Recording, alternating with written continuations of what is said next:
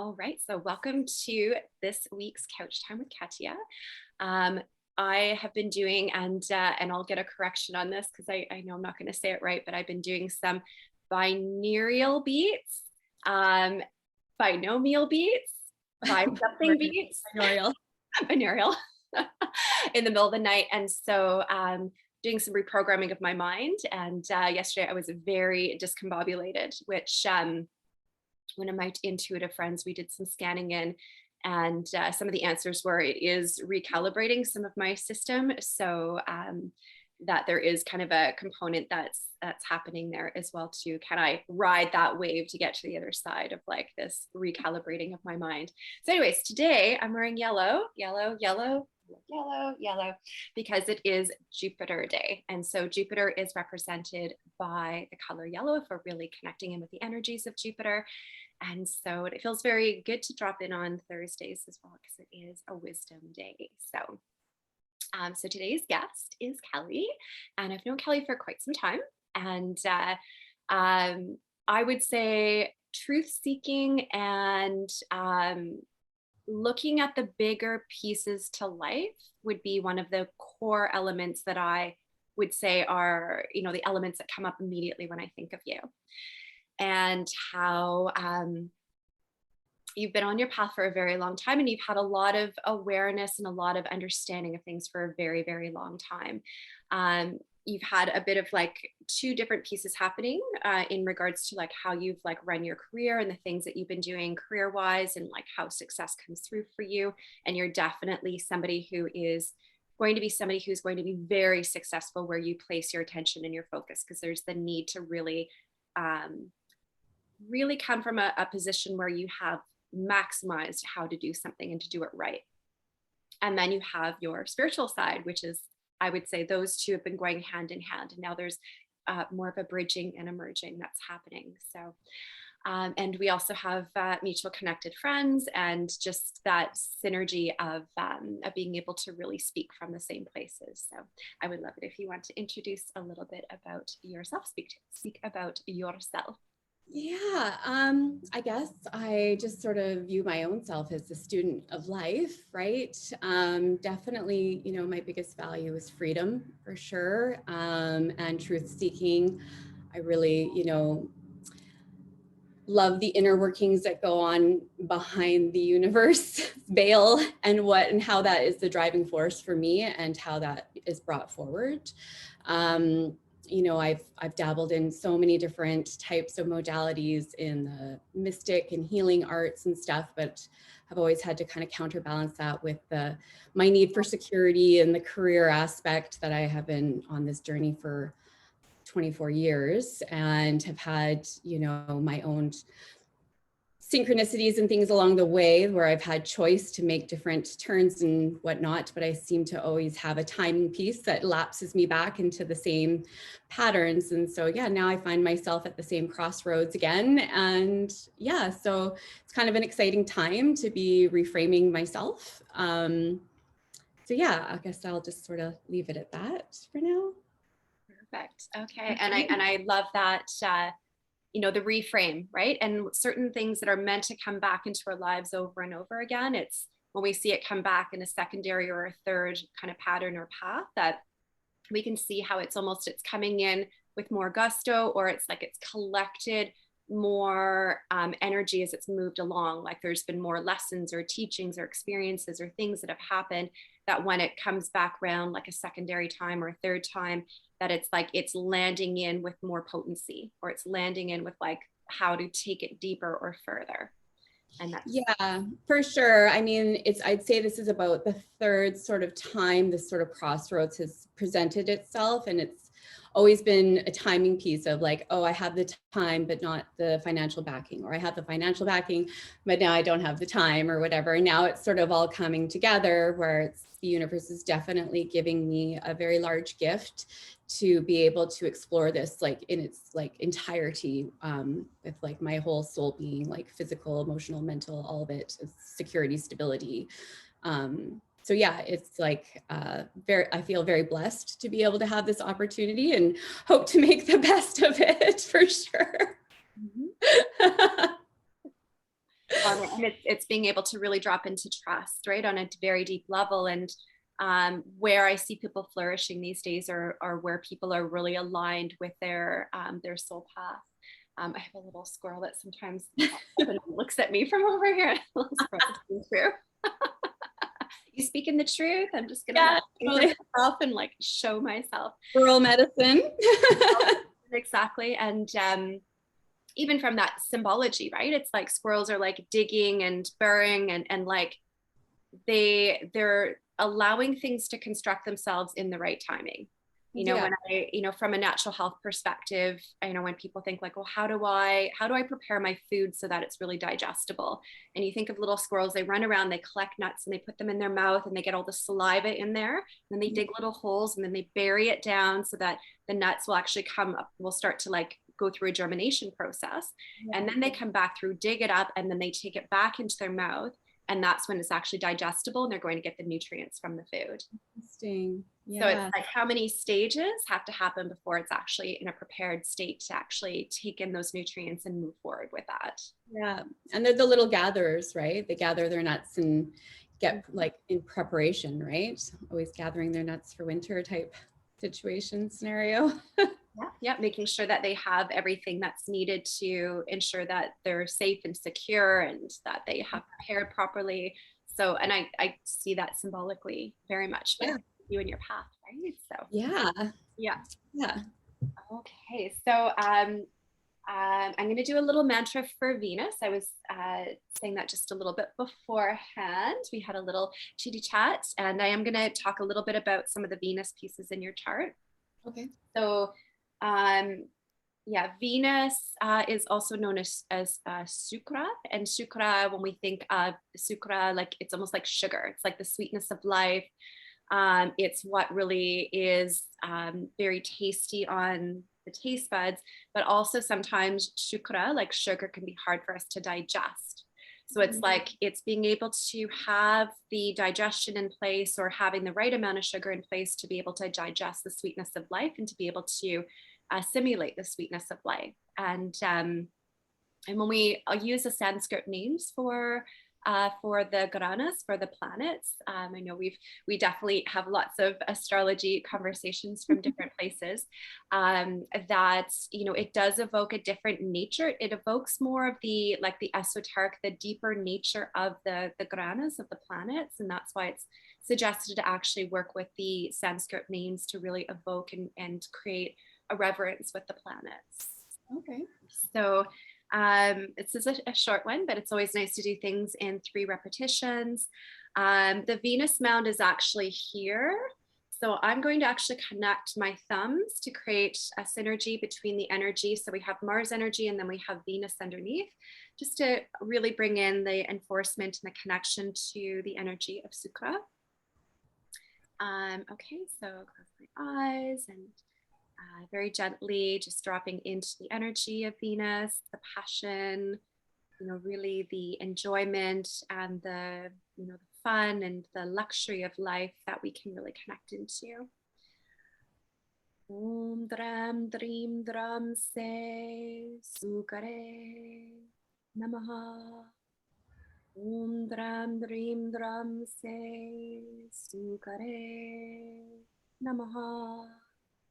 Om Dram Dream Dram Se Sukare Namaha.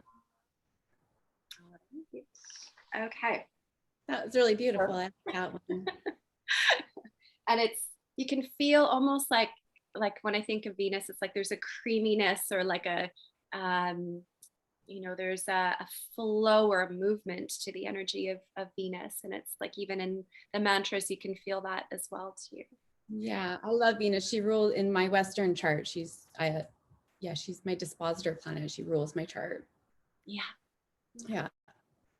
And it's amazing too, because we kind of popcorn style back and forth between Western to Eastern, and being able to really, like, my understanding between the 2 realms is there's the mental, emotional, physical, and spiritual, and the different charts actually bring out different qualities. So if we're looking at Eastern timing or we're looking at Western timing, there's a truth to both of them. They're actually there to be connected into. And if you go really to the depth of one to one full direction, or the depth of the other to the other full direction, that you actually come up with the same information in Mm, different ways, and that there's a different kind of a synergy that reveals itself. interesting. Yeah. So in Jyotish, what we do is we will look at what's called the karkas. So there's different houses. We were talking about this a little bit beforehand. So there's different houses that represent, like, okay, how is my life going to be in regards to property? How's my life going to be in regards to cars and my karma with cars? They can even get into, like, how is my karma in regards to the time of my death in this life, and illness will actually show up in our chart. What's our full combination of what has happened in our previous past life, and what does that house look like? And so we've actually talked a little bit about the Damamsha chart, which is the D10. We've gone into that, and we've dug in there. And we haven't really talked about your D9. So the D9 is called the Namamsha chart, or Namamsa. And it basically is the chart that starts to become active around our mid 30s to 40s. Every planet has a different maturing time frame. And so even Rahu Ketu, which can also be considered North Node and South Node, they start to become at their most matured state around 48. So they don't actually totally go through their full maturation until it gets, they get further along in their path. And so most of the planets, though, when we get to mid 30s to 40s, we really want to know what's happening in our D9 chart, and to see what's really taking place. So it comes in and it's like, okay, you've gone through most of the karmas that you need to go through, and that still continues forward. So it's not that our what's called a Rashi chart or a D1 chart becomes obsolete. That's still our number one chart, but then we start to look at what starts to happen and what's the transition points. So I wanted to focus on a few things, as that I try to keep it to 3. Okay. And it's not my strong suit, but I try. So it was interesting when I opened up your D9 chart, there's 3 planets that sit in your 12th house. So I was like, okay, so what is happening in this relation? And the first thing I really noticed was that Venus is sitting in your 12th. And interestingly enough, Venus from this charting position also sits in your 12th house in your D1 chart. So in your original chart. Okay. So Venus here, and I'm just going to pull up one little piece. Venus is sitting. So whenever we think of 12th house, we think of there's a certain element of moksha that's very strong for the person. So really focusing on the other realms, focusing on life outside the 3D realm that we're living. It is a space where there's a need for more isolation. There's a need for more like inner time. There's a need to not be super connected out there in the world so much as like a lot of inner time and quiet time and connecting time that's really needed. And definitely, like, you see a lot of people that will be focusing like a monk path, or a path of, they live in an ashram and they just remove themselves from the world. So we can create that. Like if we're combining the worlds between our outer world and our inner world, we can live in this 3D realm. We can live in this world and live in a way that we're not removing ourselves and just being on a spiritual path, but we're actually creating that piece where our life is interconnected, where we have enough quiet time, enough inward time, and still be in this world and of this world. Okay. And so it shows very strongly that this is one of the core elements. And so there's a few things that are happening in your chart. Am I going to remember the name of the yoga? I probably am not going to remember the name of the yoga right now. It's Marka Karka Stiva, Striva. That's it. Sorry. Lots of terminology. Hard names to remember, girl. It's all good. Yeah. Lots of Sanskrit that gets memorized in this path of Jyotish study. And it's amazing. It's there, right? It's always there. You just have to like pop it forward. It's like, okay. Yeah. So what that means is that there's certain houses. And so I'm going to kind of mix these pieces together because you have Saturn, Venus, and Sun all sitting in your 12th. And when sun sits in the 12th house, there's certain houses when we see this position are actually considered a house where there's basically a form of a death that happens. And knowing your walk in this life and knowing, that there's been, sort of like many soul deaths and basically recalibrations and soul rebirths, it makes sense because your sun is actually sitting in the 12th. So it is the house where you see that happen. And coming into your mid 30s to 40s, it's like there's been a transitional period that's really been unfolding. And I would say, if anything, this is, and getting energy as I say this, that you're in this restructuring. So when we think of sun, it's, it's the soul, it's the self, it's like how we shine in this world, it's how we connect to ourselves and how we connect to others. And so seeing sun in the 12th, it's like there's a death of the old self and a new rebirthing that is coming forward with sun being there. And so it's very, very powerful. And it's also sitting in the position of Mula. And I know I've talked about Mula a little bit in a couple other Coach Time with Katya's. Mula, it's like you can't do something, you can't half-ass it. It's like you have to go big or go home. And going home, like literally, if you want to do moksha and like leave this planet, that would be your form of going home, with having sun in the 12th house. So you have to basically allow yourself to get transformed. Right. And so it's having to dive in and, knowing you as well too. It's like you're not a surface person. You're not going to stay on the surface of yourself.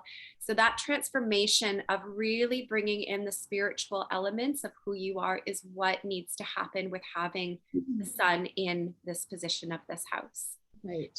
So yes, we can see it as it's like a certain form of a death, but also what comes with death comes rebirth. And so it's very, very powerful to see this. And it's also happening in a couple aspects where, because Saturn is there and because your Venus is there, it's actually in a planetary war, your Saturn and Venus. So probably makes some sense right now that, it's whenever it comes to love and love relationships, there's a pull back and there's a disciplinary piece that has to happen to allow love to come forward.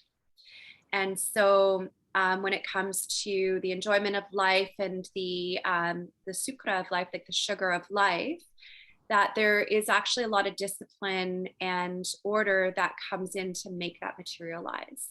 And so it can create a little bit of like an energy, like a density, or sometimes we can consider it sometimes a little bit of a wet blanket that can feel a little bit heavy, but if we work with it, it'll actually be very powerful. And it also indicates where, and I know a lot about your life walk, that because Venus is sitting in the 12th is also, it can be disconnection, and it can also be an element of, sometimes we can see substance come in the 12th house.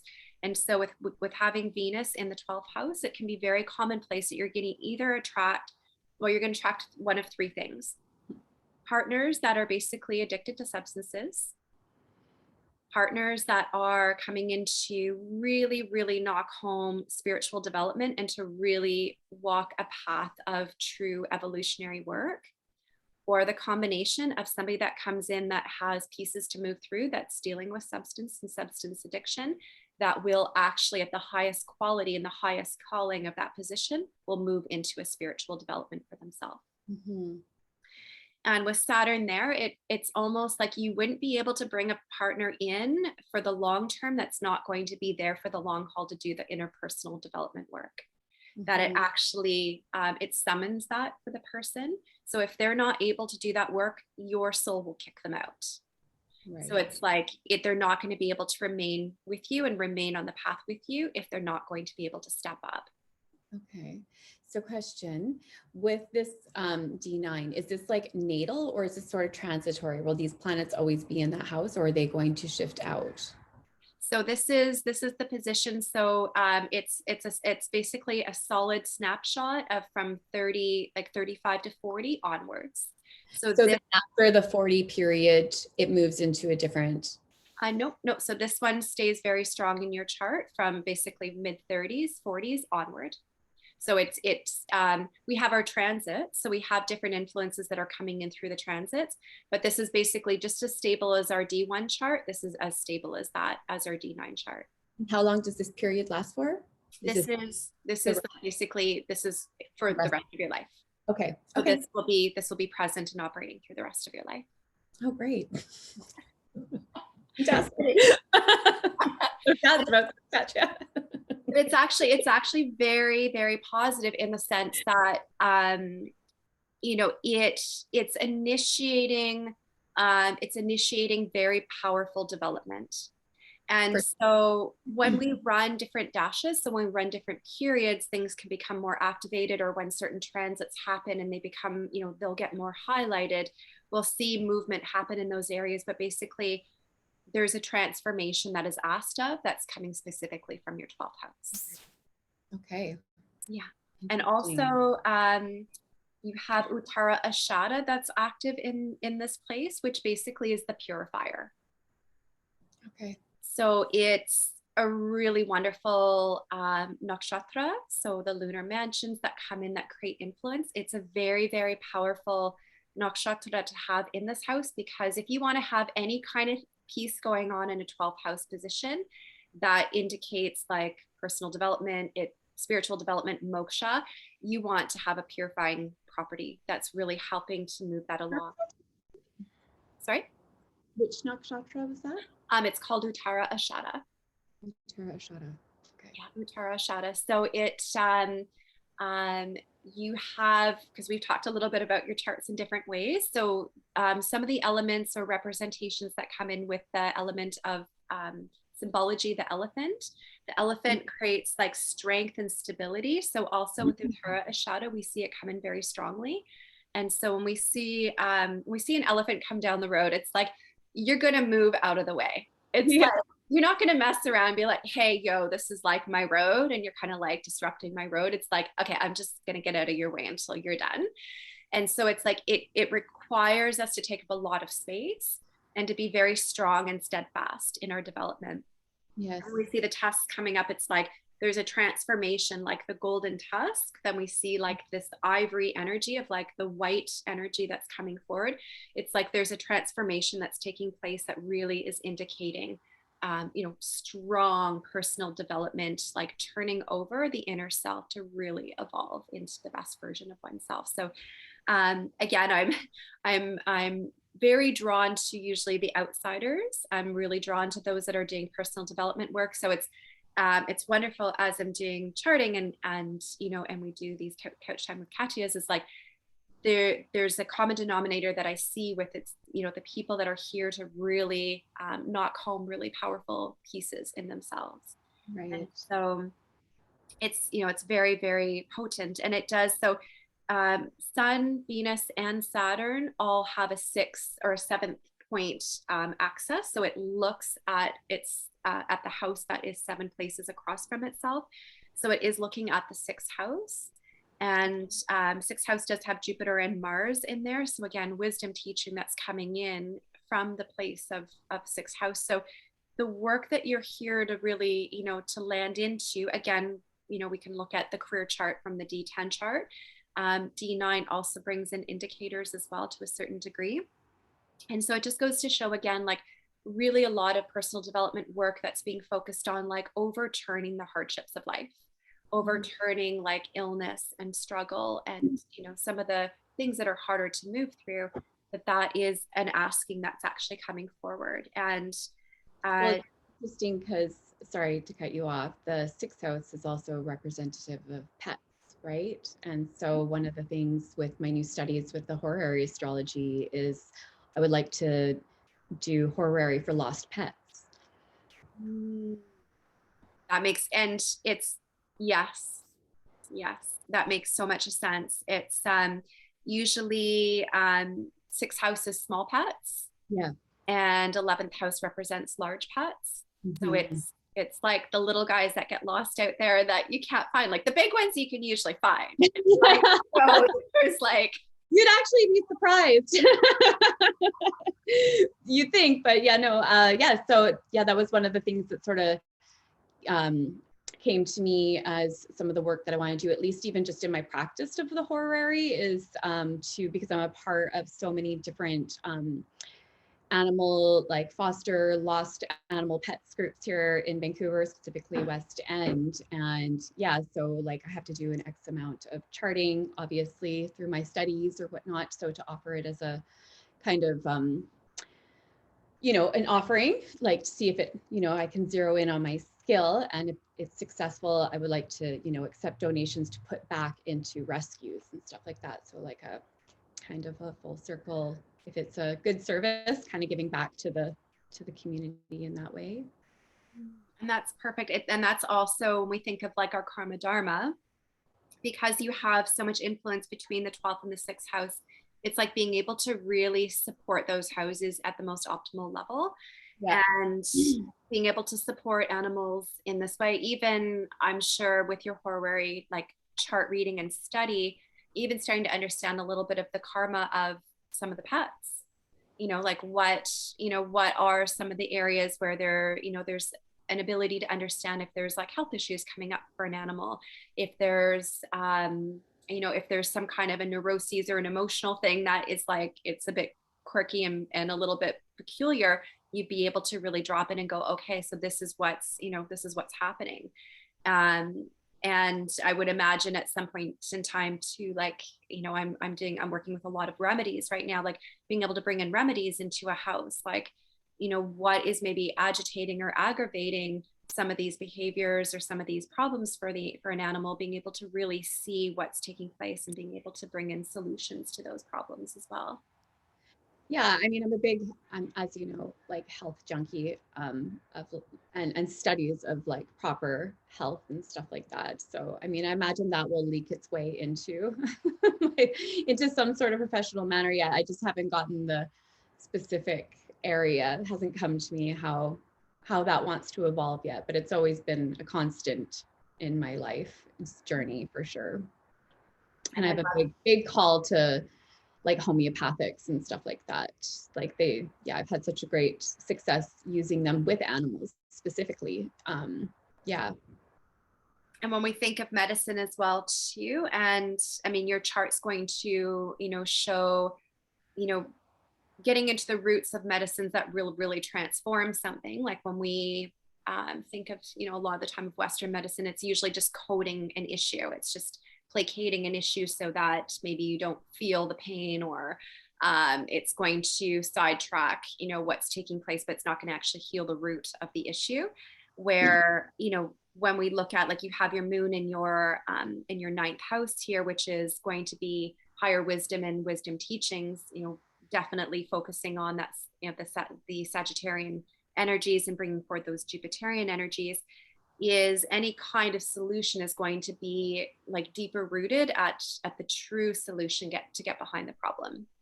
Yeah. So it's not going to stay surface by any means. It's going to be looking at, whether it's homeopathy, vibrational medicine, how to really understand what's taking place so that the root can actually get solved. Totally. That's definitely my jam. Yeah, yeah. Into working with the roots. Totally. Let me just have a look here. And yes, okay. And I'll just say one other piece, because I can definitely go on and on. But we've looked at really potent pieces in regards to your fourth house, which is the house of like home and self, and the house of the heart, and how in this chart Rahu sits in your fourth.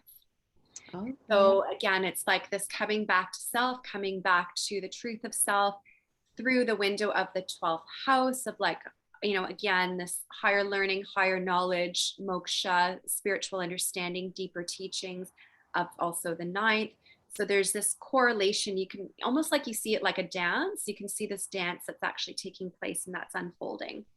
And so just the potency of what that looks like. And that's in Ashwini. And I don't know if I've talked so much about Ashwini before, but Ashwini is, again, it's a medicine carrier.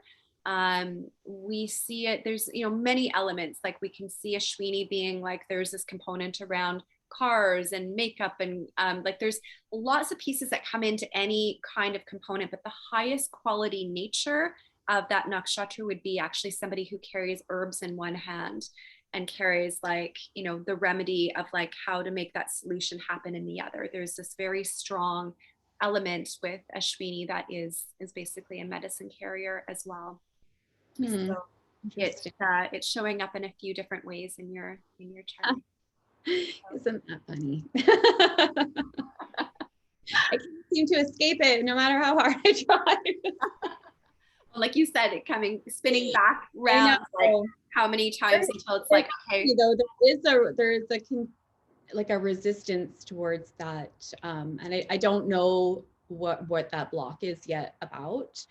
It was so deeply part ingrained in what I thought I was going to do in my early 20s, and then all of what transformed into my world, and it just became something that, like, it's just kind of been a tool in my pocket for my own, my personal life, for my animals, for my loved ones or whatnot, but not as something putting forth like outward, right?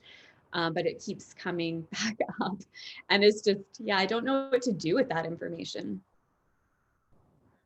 to yet. do to do with the information, like to really land To and land hone into that and bring this own forward. it, as something to put forward, right? Like, it's, I mean, clearly an interest, clearly something I believe in and utilize and, promote within my, my inner circle, but not something that I'm, putting out there into to the public, right?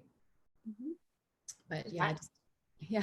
yeah, I don't know how that's all, those pieces haven't fully landed yet. I mean, I'm just, yeah, currently happy to have even just a smidgen of an idea of the path that I'm going down, because like Mhm. that didn't even unfold until just recently. So Well, and it's you're in your Rahu Dasha period again too, so you're really coming into understanding yourself. yeah, And it's an unfolding process of, I mean, we understand ourselves, but there's depth upon depth upon depth of really understanding self. And so that's going to continue to unravel itself and to show itself further and further. yeah, there seems to be, I mean, in Western, of taking what I know of myself, like inwardly, and bringing it outward. And that's the piece for me from the Western standpoint that I'm working on, right? Like how to bring it out, which, yeah, it's funny because I'm like in some ways kind of a balanced person. I'm quite inward, but I'm also like extroverted in my own way, right? But it's, what you just mentioned about the D9 chart in the 12th house, it very much came that way for me in my like early 30s. I would say about 10 years ago, like 32, 33. Yeah, when I finally was like, my extroverted self just like shut off, and I went very much in my own little ashram, aka bedroom, for many years, just, yeah, trying to bring inner peace and stuff like that. It's only been in the past like 3 years that I've started to kind of poke my head back out in the world. And also too, it's like the blending that ends up happening, right? If we need to go so far in one direction to be really external out in the world, and really being connected into everything, to really connecting into self, and then the bridging between the two, which is what I Yeah, see is now starting to emerge and happen. yeah, that's definitely what's happening, and it's terrifying and exciting all at the same time. Well, and also the honoring of, anybody who's really drawn to the deeper wisdom teachings, you know, it's a gift to bring that forward. And, I've got my computer stacked on a book called Abnormal Psychology. It's like it's those of us that, have a very unique gift to offer, and that really master those gifts, that it really is a gift to bring it forward. And if you don't, then it's not living your true walk, right? Yeah. So mastering these parts and mastering these things that can really be offered forward is really a huge gift, and it's karma dharma work. So Yeah, and I mean, that's come up specifically in my Western astrology right now, that crossroads I was kind of talking about. The eclipse cycle that I went through is literally the exact same, like, eclipse house element sign, that it was 18 years ago when I deviated. You know, I don't like using the words deviate from your path because obviously, you know, it was part of my process, but yeah, the choice that I made at that time. Yeah, it's coming up now, but just ever so strongly in the sense where, like, I mean, yes, the same eclipse cycle will happen in 18 years and maybe I could be presented with it then, but like the timing is definitely now in the sense of it's all coming together. So it would be, I feel, yeah, not in my highest and best interest not to accept the gift and at least walk through the door to see what's on the other side, right? So, and we all know too, if it's like, if there's a higher part of ourselves that knows that we're meant to do something very specific or we're meant to step into something, if we don't, there's going to be some consequences. yeah, for sure. I mean, I'm not, who knows what those will be, but I mean, at the same time, like, you know, living your life, you know, on what you're passionate about versus, you know, because you're afraid to step through it, right? Like, I don't want to live that way, right? And yeah, so yeah. Beautiful, beautiful. All right. On that note, we will close down this couch time with Katia. I definitely, yeah, I just love doing this, you know, bringing this insight forward and being able to really understand these things on a much deeper level. It's so powerful to understand our walk, and it's freeing, right? So it gives us the chance to, you know, when we know ourselves, we free ourselves to be able to be our authentic nature and to really own what we're here to do and who we're here to be. Aw, well, thank you so much. I really appreciate you diving into my chart and taking a peek around. It all, as always, makes sense and dovetails between all the different modalities that I already am intertwined with. So it's always affirming, and yeah, it's really lovely. Thank you so much, Katya. Thank you.